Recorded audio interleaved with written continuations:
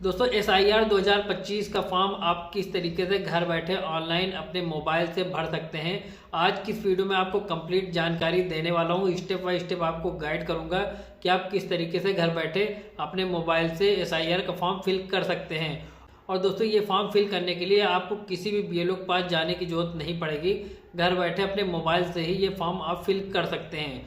दोस्तों video start करने से पहले आपसे एक रिक्वेस्ट है कि अगर आप चैनल पर नए हैं, चैनल को सब्सक्राइब कर लीजिए, नीचे दिए गए बेल आइकन को प्रेस कर लीजिए, जिससे कि मैं जो नई वीडियो अपलोड करूं उसका नोटिफिकेशन आपको सबसे पहले मिले। दोस्तों आइए वीडियो को स्टार्ट करते हैं।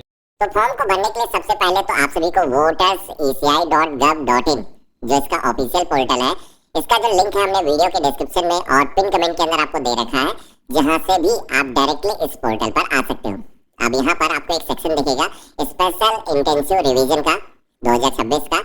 यहाँ पर पहला ही ऑप्शन मिल जाएगा फिल इन्यूमरेशन फॉर्म। हमें इसी ऑप्शन पे क्लिक करना है।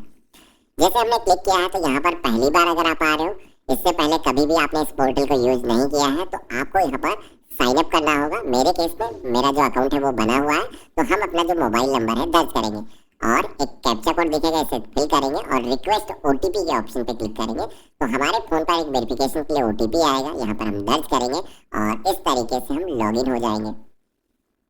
पहली बार जो लोग आएंगे उनको जो नाम एक्स्ट्रा दर्ज करना होगा, सेम ही प्रोसेस रहेगा। यहाँ पर लॉगिन होने के बाद में अगेन यहाँ पर सर्विसेज के सेक्शन में आना है और फिल इन्यूमरेशन फॉर्म ये वाला जो ऑप्शन है हमें सेलेक्ट करना है। अब यहाँ पर SIR 2026 ऑनलाइन फॉर्म फिल करने का जो ऑप्शन है वो यहाँ पर आ चुका है। यहाँ पर एक ब्लू कलर का ऑप्शन यहाँ पर जैसे कि आप देखोगे कि फॉर ओवरसीज ओनली, तो ये जो ऑप्शन है उन लोगों के लिए है जो इंडिया के अंदर नहीं रहते हैं, जो NRI हैं, उनको इस ऑप्शन पे क्लिक करके फॉर्म भरना है। लेकिन हम एक इंडियन सिटीजन है और इंडिया के अंदर ही रह रहे हैं, तो हमें यहाँ पर सेलेक्ट स्टेट के सेक्शन में आना है। अपना जो स्टेट है वो हमें सेलेक्ट करना है। इसके बाद में EPIC नंबर यानी कि वोटर ID कार्ड का जो नंबर है, जो कि आपके फोटो के जस्ट ऊपर प्रिंटेड होता है, वो आपको दर्ज करना है और सर्च के ऑप्शन पे क्लिक करना है।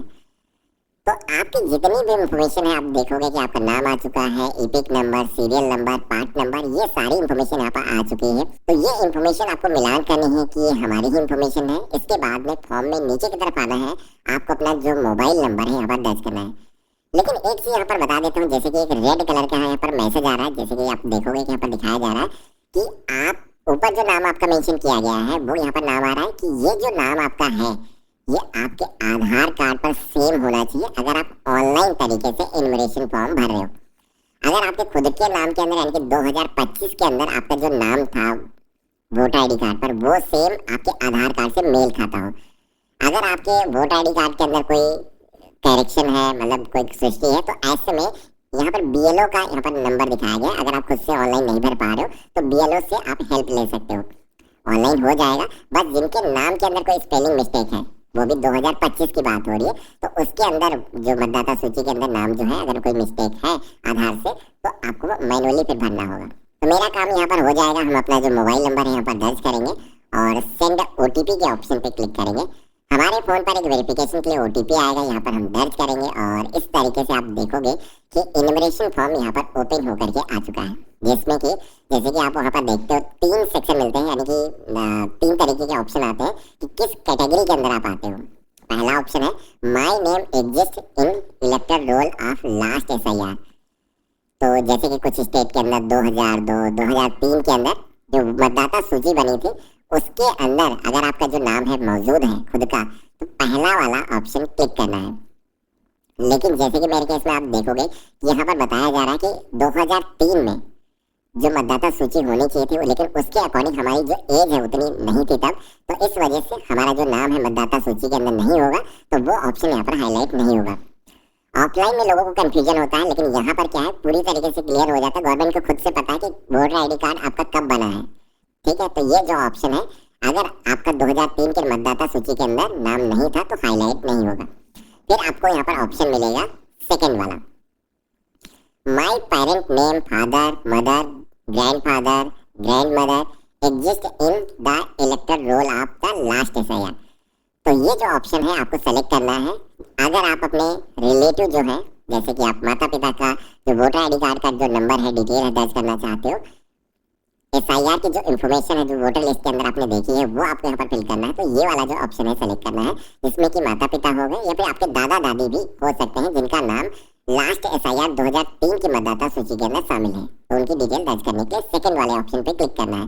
लास्ट वाला ऑप्शन उन लोगों के लिए है जिनके पास में कोई भी डिटेल नहीं है, जैसे कि उनका खुद का नाम 2003 की मतदाता सूची के अंदर नहीं था, या फिर उनके जो रिलेटिव हैं, जो उनके माता पिता हैं, उनका भी नाम मतदाता सूची के अंदर सम्मिलित नहीं था। तो उस केस में लास्ट वाला जो ऑप्शन है वो सेलेक्ट करना है। लेकिन लास्ट वाले ऑप्शन के अंदर अभी तो वैसे गवर्नमेंट कोई डॉक्यूमेंट नहीं मांग रही, आगे चल करके आपको दस्तावेज देने की जरूरत होगी। लेकिन पहला और सेकंड जो ऑप्शन मिलता है इसमें कोई भी दस्तावेज देने की जरूरत नहीं है। थोड़ा सा प्रोसेस लंबा हो गया समझाने में, लेकिन ये जरूरी इन्फॉर्मेशन है, लोगों को अक्सर पता नहीं होता है।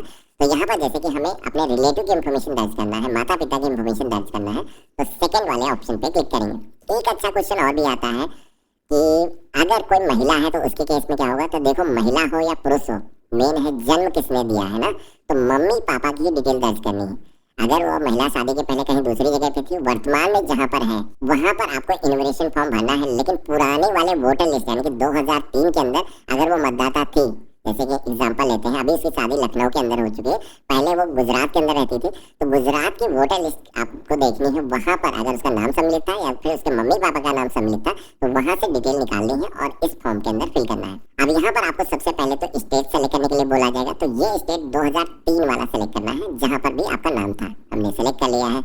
असेंबली कॉन्स्टिट्यूंसी जो AC करके उसमें कॉलम मिलता है, वो यहाँ पर आपको सिलेक्शन करना है, यानी कि विधानसभा क्षेत्र जो भी आपका लगता है। इसके बाद में पोलिंग स्टेशन नंबर या फिर पोलिंग स्टेशन का जो नेम है, जो पार्ट नंबर है, वो आपको यहाँ पर इस लिस्ट में से सेलेक्ट करना है। इसके बाद में सीरियल नंबर दर्ज करने का ऑप्शन आएगा, तो जहाँ पर भी आपका मतदाता सूची के अंदर नाम है, आप देखोगे कि उसके जस्ट नाम के आगे ही एक सीरियल नंबर मेंशन होता है। मैं आपको साइड में दिखा दूंगा कहाँ से मैं इन्फॉर्मेशन दर्ज कर रहा हूँ। तो ये इन्फॉर्मेशन यहाँ पर आकर के आपको फिल करनी है, ठीक है। अब यहाँ पर इतना करने के बाद में नीचे का ऑप्शन भी दिखेगा कि ये आपके रिलेशन में क्या लगते हैं। तो जैसे कि मैंने बताया था कि 4 रिलेशन के यहाँ पर ऑप्शन अभी वर्तमान में मिल रहे हैं। आपके मम्मी हो सकते हैं, आपके पिता हो सकते हैं, आपके दादा हो सकते हैं, दादी हो सकते हैं। तो यानी कि जो ब्लड रिलेशन है वही रिलेशन आप यहाँ पर दे सकते हो। तो यहाँ पर हम सेलेक्ट कर लेंगे, जैसे कि हमारे मम्मी का नाम सम्मिलित है, सेलेक्ट किया है मैंने, सर्च के ऑप्शन पे क्लिक किया है। तो यहाँ पर आप देखोगे कि मतदाता सूची के अंदर अगर आपने ऊपर जो इन्फॉर्मेशन है वो सही तरीके से फिल करी है, तो उसकी जो इन्फॉर्मेशन है वो ऑटोमेटिक यहाँ पर रिफ्लेक्ट होकर के आ जाएगी। हमारा जो नाम है मतदाता सूची 2003 के अंदर उत्तर प्रदेश के अंदर मौजूद है, इस ऑप्शन पे क्लिक करेंगे और कंटिन्यू के ऑप्शन पे क्लिक करेंगे। जैसे हमने कंटिन्यू के ऑप्शन पे क्लिक किया है, तो अब हमारे सामने कुछ अन्य इन्फॉर्मेशन, जैसे कि आपकी जो डेट ऑफ बर्थ है, पर्सनल इन्फॉर्मेशन यहाँ पर दर्ज करना है। तो 2025 के अंदर जैसा आपका वोटर ID कार्ड है, जैसे आपके आधार कार्ड पर डेट ऑफ बर्थ है, सेम वैसे ही आपको यहाँ पर दर्ज करना है। आधार नंबर यहाँ पर अपना दर्ज करना है, फादर नेम यहाँ पर दर्ज करना है। फादर का अगर आपको EPIC नंबर पता है, यानी कि वोटर ID कार्ड नंबर अगर आपके पास में है तो दर्ज कर सकते हो। हालांकि कोई ज़रूरी नहीं है, खास करके महिलाओं के केस में उनको पता नहीं होता है। तो ऐसे में यहाँ पर ये सेक्शन ऑप्शनल रखे गए हैं। ऊपर जो इन्फॉर्मेशन आपने दर्ज करी है उसी के हिसाब से डिसाइड होगा कि आप आगे वोटर लिस्ट के अंदर रहोगे या नहीं रहोगे। तो जैसे कि यहाँ पर हम पिता का जो EPIC नंबर है अगर मौजूद है यहाँ पर दर्ज करेंगे। इसी के साथ में मदर के सेक्शन में आना है, सेम उसी तरीके से नाम और EPIC नंबर यानी कि वोटर ID कार्ड नंबर यहाँ पर दर्ज करना है। इसके बाद में स्पाउस नेम के सेक्शन में आना है। यहाँ पर आपको जीवन साथी का जो नाम है, जैसे कि कोई महिला अगर फिल कर रही है तो वो अपने पति का नाम फिल करेगी, पति फिल कर रहा है तो उसे अपनी पत्नी का जो नाम है यहाँ पर दर्ज करना है। इसी के साथ में उसका जो EPIC नंबर है अगर आपके पास में मौजूद है तो यहाँ पर आपको दर्ज कर लेना है। अगर मौजूद नहीं है तो आप इसे ब्लैंक भी छोड़ सकते हो। प्लस आप सबमिशन के सेक्शन में आना है, जहाँ से भी आप ये फॉर्म भर रहे हो, अपना जो वर्तमान स्थान है, अपने गांव का नाम, अपने तहसील का नाम आप दर्ज कर लेना। और इसके बाद में आप सभी को अपलोड फोटो की टैब पे आना है।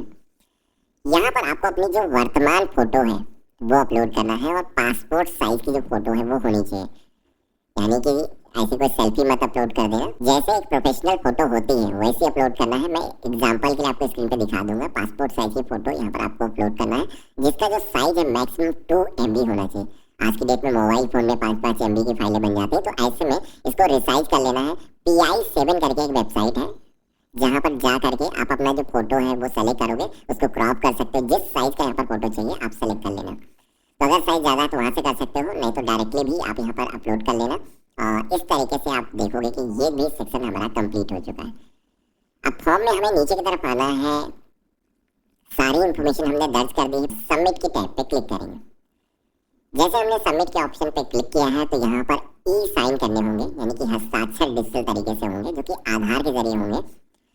तो आपको अपना जो 12 डिजिट का आधार नंबर है यहाँ पर दर्ज करना है। आधार ओटीपी के ऑप्शन पे क्लिक करना है। आपके फोन पर एक वेरिफिकेशन के लिए ओटीपी आएगा, जिसके लिए आपको गेट ओटीपी के ऑप्शन पे क्लिक करना है। मैसेज के माध्यम से कोड आएगा, हमें यहाँ पर ओटीपी को दर्ज करना है और सबमिट के ऑप्शन पे क्लिक करना है।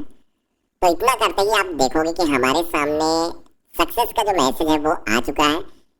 SIR यानी कि स्पेशल इंटेंसिव रिवीजन जो अभी हो रहा है, इसके अंदर आप देखोगे कि हमने अपना जो सर्वे फॉर्म है वो ऑनलाइन ही भर दिया है।